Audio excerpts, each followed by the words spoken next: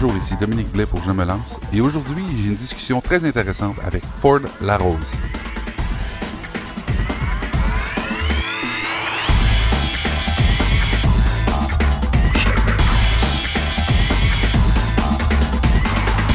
Alors là, je suis en compagnie de Ford Larose, compagnie Ford Movements, danse et pop. C'est ce que tu fais dans la vie? Oui. Est-ce que tu fais ça à temps plein? Oui, je suis à temps plein en danse, oui. Ah oui? Ouais. Et puis, est-ce que tu as ta propre école ou tu te promènes dans différents établissements? Pour le moment, on n'a que notre propre compagnie. On est en train de s'instaurer beaucoup dans le quartier Saint-Michel parce que j'ai grandi à Saint-Michel. Puis on essaie de développer l'offre culturelle autour de la danse dans le quartier. Éventuellement, on aimerait avoir un local, mais pour le moment, je pense que c'est vraiment investir différents lieux dans le quartier. Ça fait que quelques mois qu'on s'est vraiment relocalisé dans le quartier. Donc, on va attendre de faire grandir un peu le nom dans le secteur avant d'avoir peut-être un endroit fixe. Et puis, les gens qui vont danser là, dans votre école, est-ce que c'est... j'imagine que c'est de tous les âges? Oui, on touche pas mal tous les âges. Puis, on a différents médiums. Donc, on va passer par les événements de danse. Donc, on va organiser des battles de danse. On va aussi faire des spectacles de danse. Donc, on essaie vraiment de créer vraiment quelque chose qui est multigénérationnel, puis multiethnique, multidiversité. Donc, on essaie vraiment de toucher un peu tout le monde. Et quand tu dis « on », t'es pas tout seul, vous êtes une équipe? Non, on est en équipe. Dans le fond, j'ai ma collègue, ma cofondatrice, qui travaille sur tout ce qui est communication, développement de la compagnie. Moi, je suis tout ce qui est création, donc toutes les idées d'événements, les idées de spectacles, de création. Donc, moi, je suis là-dessus. Aussi, je fais beaucoup d'enseignement de la danse. Là, on a un nouveau collègue qui s'est ajouté à nous, qui est photographe, caméraman, fait de la vidéo. Puis lui aussi, c'est un danseur. Donc, il y a toute cette dynamique qui est en train de se créer. On a notre conseiller d'administration aussi qui nous aide beaucoup à développer. Puis éventuellement, on grandit, on a des bénévoles, on a des élèves, on a des danseurs. Donc, c'est quand même une belle équipe. Ça fait combien de temps que ça existe? La compagnie, depuis 3 ans et demi. Sinon, moi, je danse depuis bientôt 12 ans. Donc, la compagnie, c'est un peu toutes mes activités qui sont regroupées dans un tout. Et c'est quoi qui t'a motivé là, à te lancer dans une activité comme ça? Je dirais la danse, c'est vraiment redevenu un intérêt vers quand j'avais 15-16 ans. Puis après, c'est un peu dans le boom des émissions de danse aussi, des vidéoclips sur la danse. Donc ça, c'est vraiment revenu un peu sur la scène, puis ça m'a intéressé. Puis vers 2007, je regardais sur TQ Can Dance, puis un danseur qui m'a vraiment inspiré par sa philosophie. Puis par la suite, j'ai décidé de pousser dans la danse et après, j'ai juste jamais arrêté. Et je suis un peu curieux, comment on fait d'un point de vue marketing là, pour aller chercher des clients? Hein? Comment qu'on se fait connaître?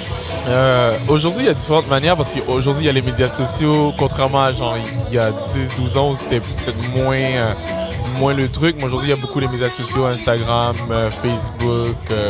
Beaucoup de jeunes utilisent Snapchat, tout ça. Mais mis à part ça, moi, j'aime beaucoup... Des fois, l'été, je vais faire des shows de rue avec des amis où on va juste danser dehors. Donc ça, directement, ça attire les gens parce que les gens se posent des questions. On fait des performances à l'extérieur. On voyage beaucoup. J'ai enseigné dans pas mal de studios de danse. Donc j'ai quand même un beau réseau, un bon créneau de danseurs et d'amateurs de danse que je connais. Je dirais que c'est 360 degrés. Donc le plus on est présent, le plus on est visible parce que c'est un art vivant, c'est un art du corps, le plus c'est facile d'attirer les gens. Oui. Donc c'est ça, plus que vous êtes là sur place, plus les gens vous voient, plus que ça leur donne envie de participer. Oui, c'est ça. Parce qu'ils vous voient danser, puis là, ils ont envie aussi de faire partie. Oui, puis il y a beaucoup de personnes qui cherchent, mais ils ne savent pas, quelles sont les écoles, où sont les écoles. Donc, de se promener dans la rue, de voir des gens qui dansent, ça va venir les chercher directement. Ils vont nous approcher, nous demander où on enseigne, si on enseigne, donc ça fait partie. Après, les écoles. Donc, enseigner dans les écoles primaires, secondaires, collégiales, ça aide beaucoup parce que ça crée... Il y a tellement de gens qui veulent consommer l'art qui partent des écoles. Ouais. Donc, institution scolaire, c'est vraiment un bel endroit pour justement développer des clients, je dirais, ou des amateurs parce que tout le monde, à l'école, on étudie beaucoup, mais on a besoin d'une contrepartie, quelque chose qui est culturel, loisir, sport, qui va nous permettre de décompresser. Donc, des fois, la danse, c'est super intéressant à présenter dans les écoles scolaires. Et puis, bon, je sais que tout est relatif dans la vie, mais quelqu'un qui n'a jamais dansé, là, avant de dire qu'il est capable de danser et d'être à l'aise, Comment ça fonctionne? Est-ce que c'est la pratique ou est-ce que c'est souvent inné? Qu'est-ce que tu penses? Je pense que la danse, c'est très culturel. Donc, en fonction de la culture de la personne, il va avoir les prérequis pour être un bon danseur, mais à la fin, c'est de la pratique. Donc, c'est vraiment la pratique, aussi la compréhension du rythme. La compréhension du rythme, genre les musiciens l'ont, les chanteurs l'ont et les danseurs l'ont. Donc, parce qu'on agit en fonction de la musique, en fonction du rythme, en fonction de la mélodie.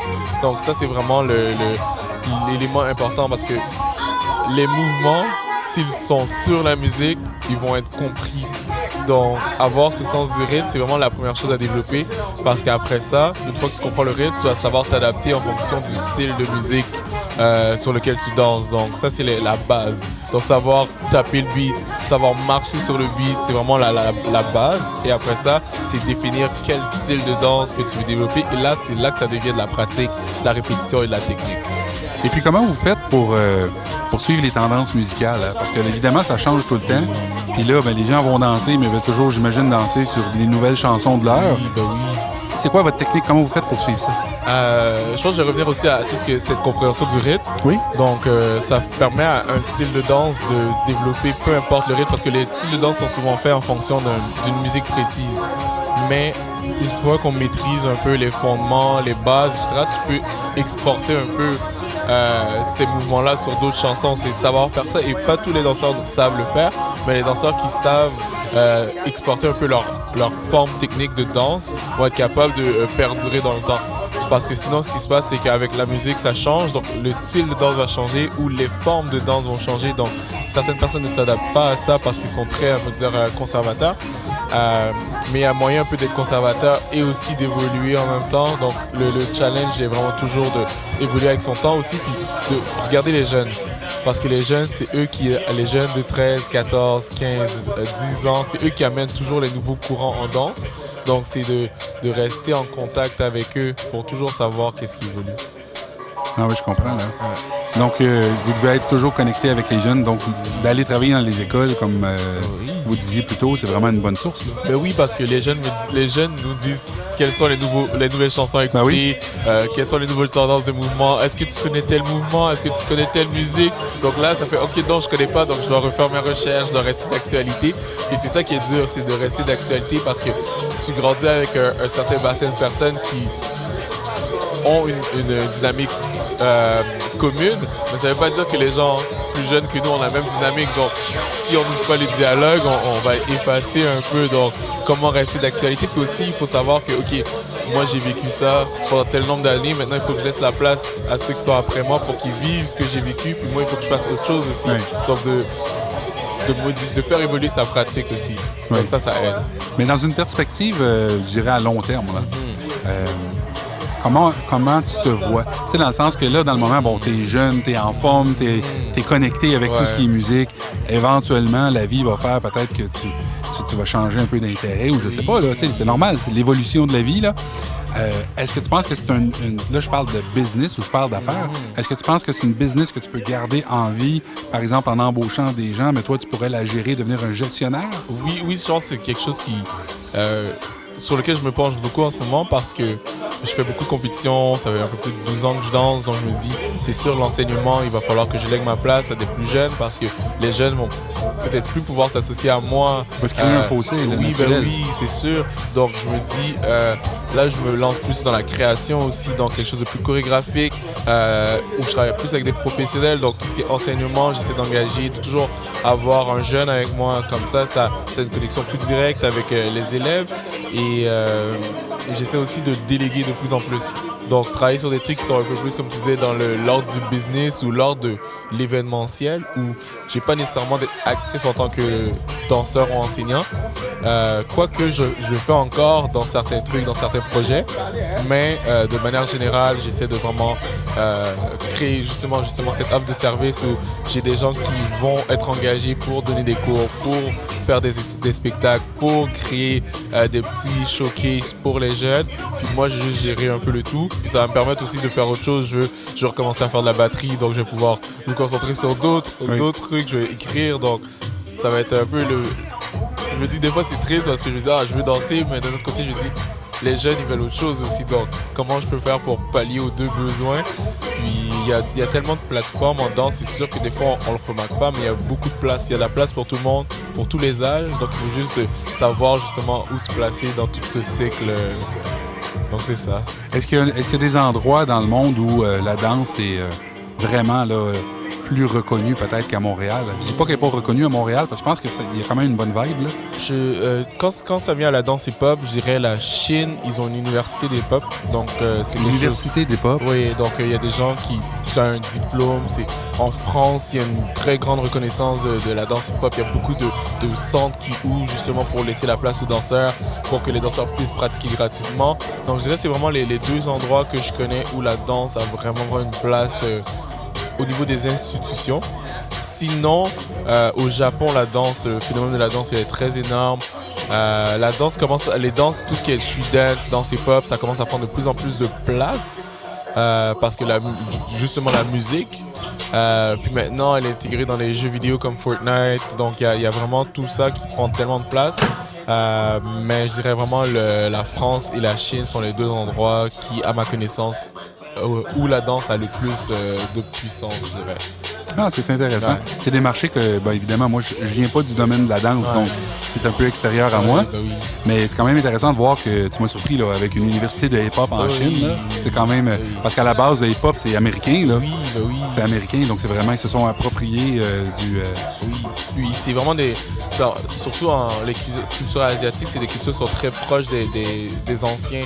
Donc, ils ont vraiment amené tous les vétérans, les pionniers de tout ce qui est mouvement de danse, hip-hop, mouvement popping, breakdance, etc. Donc, ils ont gardé un peu la source. Donc, ils évoluent beaucoup avec la source, ce qui fait en sorte qu'ils ont réussi à avoir un bagage historique, technique qui est très proche de ce qu'il y a aux États-Unis. Après, c'est sûr que la culture est différente, donc l'application est différente, mais ils ont cette culture conservatrice qui aide beaucoup à justement garder cette culture-là en vie. Puis je connais pas pour tout ce qui est danse contemporaine, je pourrais pas dire, mais vraiment tout ce qui est street dance, danse hip-hop en Chine, il y a un très très grand mouvement. Ils invitent beaucoup de danseurs pour enseigner. Il y a un marché au niveau de la danse qui est super intéressant. Et en France, les danseurs sont extrêmement forts. C'est des danseurs qui vont gagner des compétitions partout dans le monde, ils ont créé un peu leur propre hip-hop parce qu'il y a eu des b-boys, ils ont utilisé des vieilles cassettes de genre des b-boys des années 80, 70, puis ils ont pratiqué comme des fous, puis ça a vraiment ramené un courant. Donc la France a amené à quelque chose à une place très importante aussi dans l'évolution de hip-hop parce qu'il y a eu le rap français, il y a toute la culture hip-hop française qui a une place à part parce que quoique c'est américain, la France a eu aussi son passé en lien avec toute cette historique hip-hop.